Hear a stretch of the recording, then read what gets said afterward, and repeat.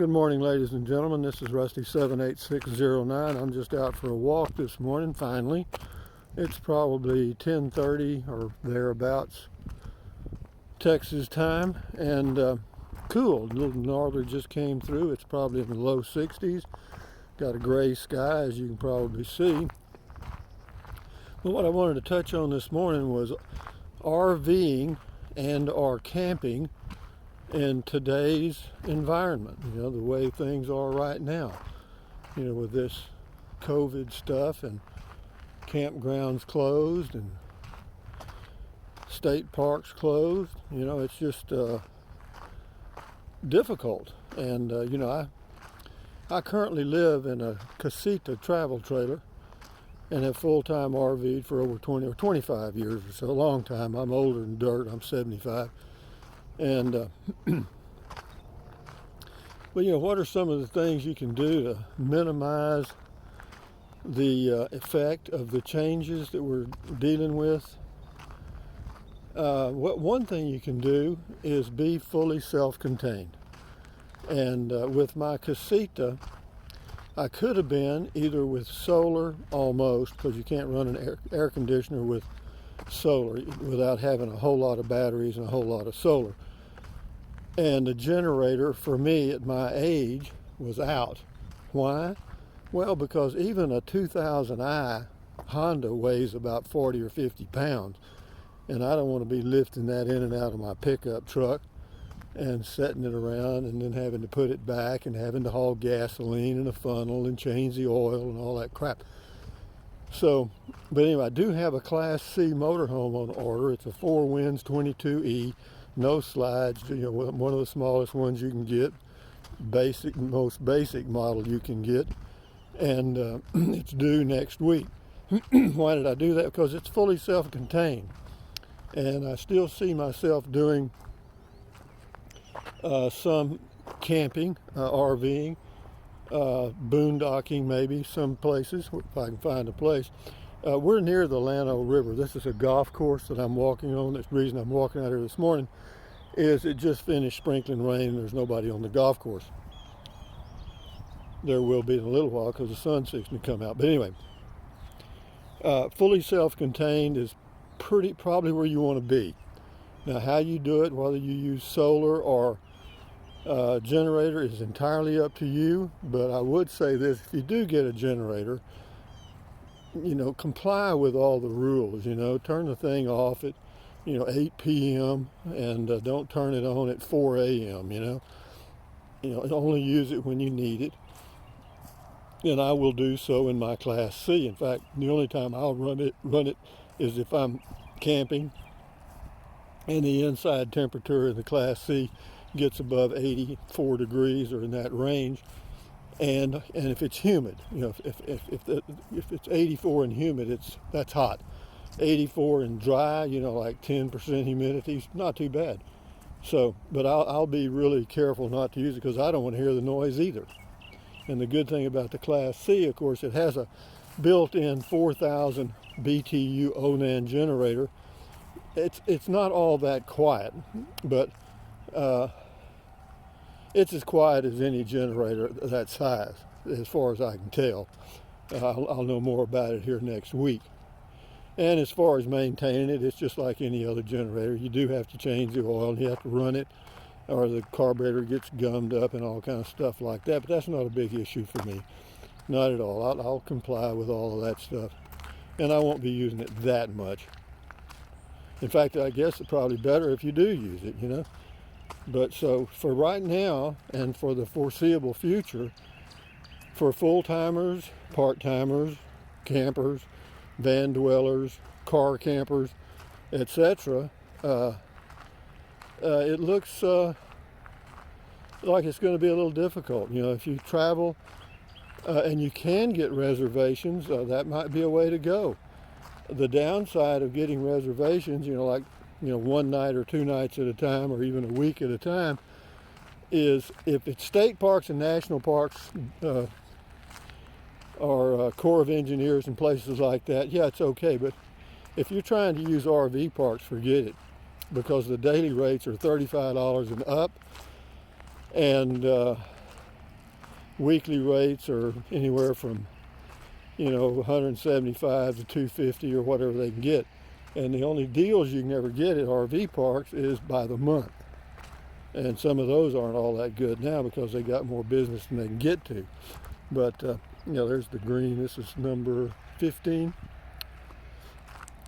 Yeah, I played here a lot, right beside the Llano River in Texas. And, but anyway, yeah, the environment now for RVing is it's just difficult. I mean, difficult in the sense that it's more crowded now because more people are doing it.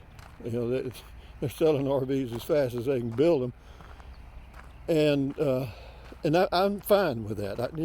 I think a lot of people may try it and decide they don't like it, while others will try it and say, "Hey, man, why didn't I do this 10 years ago?" So it's a 50-50 split on that. And also, there's a number of people that live on the road now, homeschool their kids, and I'm fine with that too. I like that concept. So, yeah, the only way I see for me to enjoy traveling now is to, stay away from any large camping areas, stay away from any busy national and state parks. I'm going to hang with the out-of-the-way places and smaller towns and all that stuff for the foreseeable future, and I've got several in mind. And what I may do when I do my videos, if I find a good spot, I probably won't say anything about it. And you can say that's being selfish or whatever you think, and it is. But I kind of let the cat out of the bag on a few sites that I've been going to, and now I can't go there because there's people there, So yeah, there's only a few for me good spots because I'm not going into Montana or Canada or Washington State. I don't go that far from Texas. I usually just go into New Mexico, maybe southern Colorado, maybe dip into Arizona in that zone, and that's pretty much it. I might slip over to Nevada every now and then. But yeah, there's BLM campgrounds around there. Some of them are okay, some of them aren't. But we'll see how it all goes. But again, probably the thing you need to take away from this video for 2020 camping and forward is fully self-contained is going to be very important, I think.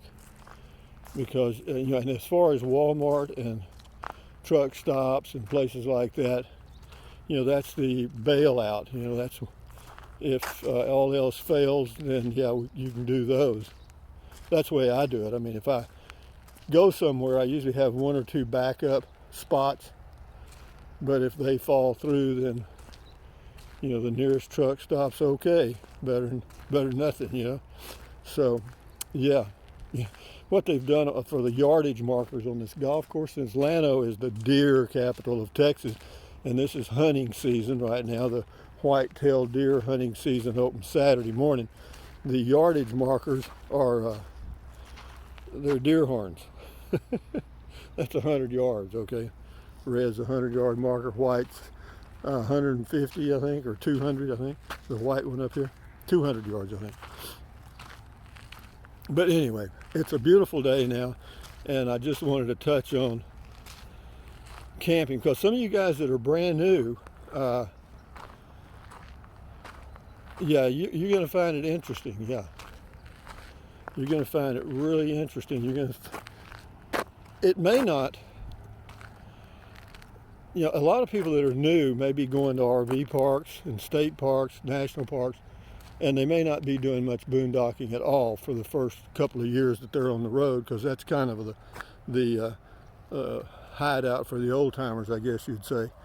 But yeah, we'll see how it all goes. But I think for those of you that are like me, getting a little older and long in the tooth, that moving a generator around in and out of the back of the truck might be little bit of a stretch, and hauling a can of gasoline and all of that stuff. But that's everybody's individual choice. Solar's great, there's no doubt, but and if you get in a cool enough area, it'll do everything. You know, if you get around Flagstaff in the summers, you're good. You know, and if you get over to Quartzsite, Lake Havasu in the winters, yeah, you can probably get by with just solar and some kind of a little heater and do fine. Yeah, but for me, I'm in an RV park now, and this is going to be my home base. It's right up here, right at the end of the golf course here. This is hole number 16, but it's a really nice little campground here. But it's full. They've got a waiting list. I mean, it's been full for months. And but anyway, guys, good camping to you. Hope you enjoy your RVs if you've just got a new one, because you know, I had to start somewhere, and so do you. So, and having said that, thumbs up, carpe diem, adios, bye bye, from Central Texas. Buy anything you want anytime, but if you think about it, use the link to Amazon products in the description of all of my videos. Why? Well, because it doesn't cost you a penny. Amazon takes care of me, and yeah, just click on the link, go to Amazon, buy whatever you want, and drink plenty of water, stretch, walk, keep your health, because without your health, camping ain't going to mean anything. You're not going to be going camping, you know. And then, yeah, stand guard at the door of your mind. My. Read the news, don't watch it. You know what I mean? Just if you want to keep up with the news, read it. And what else can I tell you? There's some people over there playing golf now. But anyway, enjoy your life. Stand guard at the door of your mind. Bye-bye. Hasta luego. Vaya con Dios. Aloha. And we'll check in again tomorrow for comment call. Bye-bye, guys.